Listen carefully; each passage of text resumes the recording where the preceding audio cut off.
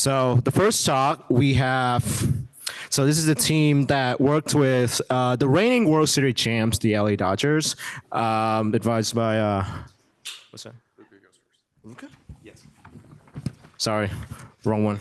Still assuming. Still the Padawan. Well, actually, the first talk is about football, and this project was advised by the one and only Ron Yoko, aka the Nick Saban of football analytics. The title of this talk is Explaining Batted Passes in the NFL, a hierarchical approach to explaining variance of an unlikely event by Lucca Ferraz from Rice University. So Lucca is a junior at Rice, double majoring in sports analytics and statistics, as well as minors in data science and financial competition and modeling. During the school year, he works as a recruit scouting analytics intern for Rice football, and previously interned for the agency Montgomery Sports as a basketball analytics intern. In his free time, Lucca enjoys playing pickup basketball, chess, and the tuba, and his long-term career goal is to work in an analytics department of a professional sports team. So let's welcome Lucca. Lucca is actually joining us from Madrid, the lucky guy. So Lucca is going to present virtually. Lucca, please take it away, share your screen, unmute yourself, and kick things off. All right. Thank you for that introduction. Wait, let me make sure I'm sharing the right screen here. Yeah, thank you for the introduction. My name's Lucca Ferraz. As you already know, a rising junior studying statistics and sport analytics. And for my talk, under the great Nick Saban of football analytics, we got a chance to look at batted passes in the NFL, along with my group mates who sadly could not make it today, Maggie Byers and Amelia Yuan. So starting off with kind of the motivation behind the project, a very high-profile name, former #1 overall draft pick Bryce Young, stands at just 5'10", and then one of the big critiques of him when coming out of college after a very successful college career was that because of his height, he's short, he maybe wouldn't be over to see over the defense. And this is an excerpt from an article coming after, I think it was the first week of OTAs in the NFL, talking about how his passes are already getting batted down, and the sky is falling and it's just over for him as a quarterback. So in terms of our project, we wanted to look at the factors that go into causing batted passes. And if any of you are unfamiliar with football or batted passes, basically what happens is when the quarterback throws it, one of the big defensive linemen gets their hands up in the air and bats down the pass right after the quarterback releases it. It's not good for the offense, always an incomplete pass, not able to gain any yards. And so in terms of the things we were exploring at first was, quarterback height. Do shorter quarterbacks have more batted passes? Difference between different formations, potentially on the offense, defense, the type of pass, and just trying to figure out how can we explain this? Is it more of an offensive thing and a bad play by the quarterback, or is it just a great play by the defense? So looking into the data we had access to 7 years worth of data from NFL Radar with player info and quarterback height, as well as every single play. But we did not have information in the Radar package on which passes were batted. And so a great shout out to For the Numbers, or FTN for short, who graciously provided us with tipped and batted passes from the 2019 to 2023 seasons. And also had detailed formation information from FTN for the 2022 and 2023 seasons. So in terms of the methodology we used, this was very much an inference problem as opposed to a prediction problem. We were focused on explaining the variance. How can we explain batted passes? What are kind of the main factors? We weren't trying to predict batted passes. They're very rare. Even in an up season when there's a lot of them, they make up less than probably 4% of all plays. And so trying to predict them is always going to be a crapshoot. So we wanted to kind of see what's kind of the main ideas behind them. In terms of the model choice we chose to use a multi-level logistic model. Logistic because the outcome variable we were trying to predict, whether the pass is bad or not, was binary. And then in terms of the multi-level model, there's a lot of information we had about each individual play.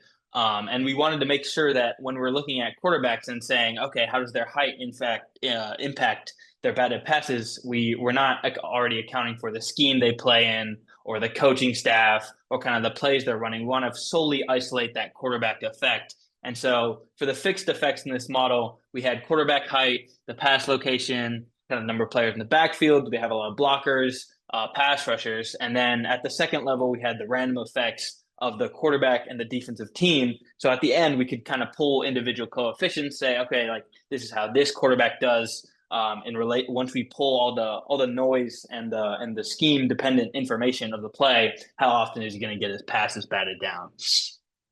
So first off, we just looking at exploratory data analysis. We want to just kind of look at the distribution of passes in the NFL compared to the distribution of batted passes when looking at quarterback height. And so you can see here the blue line for this plot is on batted passes and how often or like how much each height had batted passes with the density on the left. And then the red line are non-batted passes. And then you can see these two look pretty similar. There doesn't look to be like with the blue line isn't really big over here, whereas the red line is small because these are the shorter quarterbacks. And over here, the lines are still pretty similar. And so we started to question whether maybe, the quarterback height effect was kind of a myth. But of course, we wanted to do more exploration. And so diving into the model and the model results, this model was trained on, we fit two separate models on 2022 and 2023, because those were the years we had both the detailed formation data and the batted passes for. And so you can see here kind of a plot of the model coefficients. You see that the transparent lines means that the confidence interval for the estimate was within 0. And so for those, we're not really sure if there's really a strong effect. It might just be due to noise. Whereas the ones that are solid means that the estimate for that variable was not within the confidence interval of 0. And so for that, those ones seem to have more of an impact in the model. And so the red model is the 2022 model, and the blue model is the 2023 model. We see that some of the more consistent ones that stay stable from year to year are middle passes. Quarterbacks throwing towards the middle. This kind of makes sense intuitively. They're more likely to be batted down because you're throwing directly across the defensive lineman. Big defensive tackles can get their hands up, kind of bat the balls down like a Chris Jones of the Chiefs. And then we also see that the number of pass rushers was significant in both years. This also makes sense intuitively. Teams blitz more, the quarterback's going to have to get rid of the ball quicker. And if they're blitzing more, chances are there's going to be a free rusher who can get close to the quarterback, and when they throw the pass, be able to knock it down. In terms of one of the more important ones that we wanted to look at was quarterback height. We see here at the top that it does have a slight impact in the 2023 model, but in the 2022 model, the estimate is very close to 0. And it's close to 0 in the 2023 model as well. So again, we're getting kind of mixed results, seeing if quarterback height does actually impact batted passes here. So this plot kind of shows the individual random effects for each team. And so we've got the defensive coefficients. On the x-axis, we have their 2022 estimate, and the y-axis, we have their 2023 estimate. So top right quadrant are teams that were really good at batting passes down in both years. We see the Chiefs dominate and are running away. They led the league in batted passes both years. And then on the bottom left, we see the teams that weren't good at batting passes either year. We see the Eagles, a surprising one that weren't very good. They have a pretty good defensive line, so that was kind of surprising to see. And you can take a look and see how your favorite team's doing in terms of batting down passes. And then moving on to the other random effects, we had the individual quarterback estimates. For 2022, here are kind of the leaders at the top. The first 5 are the worst quarterbacks in terms of getting their passes down. The higher estimate means that they're more likely to get their passes batted down. See Justin Fields not doing too hot when he was on the Bears. Baker Mayfield, Cooper Rush played a lot of games that season when Dak was hurt, so he managed to qualify. And on the other side, we see the best quarterbacks who avoid batted passes. Again, with the Chiefs, we see Patrick Mahomes, one of the best in the league at doing that. And so, in my opinion, you see if you want to win a Super Bowl, you just got to look at batted passes. You get Patrick Mahomes, doesn't get his passes batted down. On the previous slide, the Chiefs are batting down a lot of passes. Football's simple when you just boil it down that way. But here we have the kind of the estimates for that.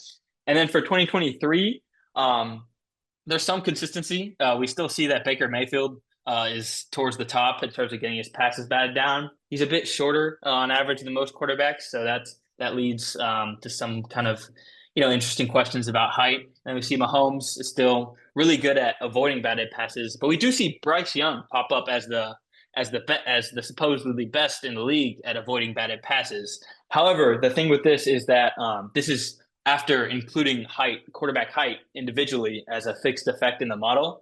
And so these estimates are assuming saying if every quarterback was the exact same size, let's say they're all 6'1" or something, then these would be their kind of estimate for how much they're going to get their passes batted.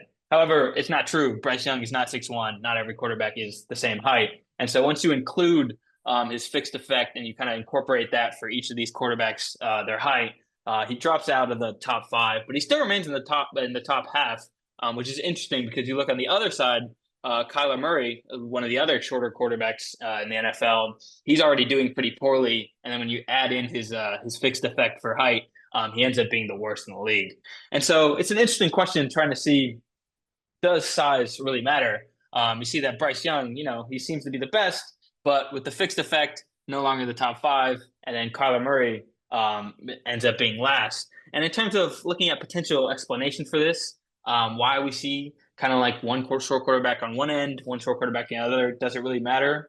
I think with Kyler Murray, he's obviously one of the fastest, most mobile quarterbacks in the league, likes to make plays outside the pocket. And so he's kind of never had to stay in the pocket where he's more likely to get his passes batted down. So he's going to be worse once you remove that context of him being able to escape the pocket and avoid blitzers. Whereas a Bryce Young, who's short but not quite the dynamic athlete that Kyler is has been kind of forced to play in the pocket his whole life. And so in order to succeed and even make it to the NFL, he's had to learn how to avoid batted passes in the pocket, which explains why he's doing so well, whereas Kyler Murray maybe hasn't had as much of a chance to do that. So in terms of the discussion, just kind of looking at some of the results, in terms of explaining the variance of batted passes, one of our main questions was looking at whether it's more of an offensive stat or a defensive stat. Here you have the random effects and their variance for quarterback and defensive team in each year. And we see that defensive team is actually explaining quite more of the variance. When we calculate the intra-class correlation coefficient, defensive team explaining almost 5 times as much of the variance in both years. And so it becomes, I think, easy to say that it's a little unfair to punish sometimes quarterbacks for having more batted passes, especially if it's, maybe a 1-year blip or a small sample size where they're getting more passes batted down. Chances are it's not that the quarterback is worse, but maybe he's going up against schemes like the Chiefs or more aggressive schemes who are better at batting down passes, and it's not really their fault. In terms of the model and kind of trying to figure out what creates more batted passes, we found that the 2 main things were more pass rushers, defenses blitzing more. That's going to create more batted passes, and passes towards the middle of the field are going to create more. Those passes tend to be shorter, and you're going across the defensive line, so they're going to be more able to get their hands up and bat them down. In terms of trying to limit batted passes, if you're an offensive coordinator and you're trying to say, okay, we want to keep the offense on schedule, taller quarterbacks, we saw that the coefficient for height was slightly negative in both years. So there is some evidence to suggest that perhaps taller quarterbacks are better, although it's not nearly as strong evidence as maybe some might tell you, like that article mentioned in the beginning with Bryce Young. And more players in the offensive backfield, just having more blockers to be able to handle more pass rushers makes it easier for the quarterback. Doesn't have to have as many defensive players in his face when he's trying to pass, and you're going to be less likely to get batted passes. So that kind of concludes my presentation for today. More than happy to open it up to any questions you may have. Thank you, Lucca. I say let's give a big round of applause for Lucca. I don't know if you can hear that. The fantastic job. For the sake of time, I'm going to say any questions you can defer to me during the break time. You talk to me. Don't call me Nick Saban, please. No. But thank you, Lucca. Awesome job. You can stop sharing your screen. Go enjoy Madrid. Excellent work. And now I'm going to turn it over to Kwong to introduce the next students.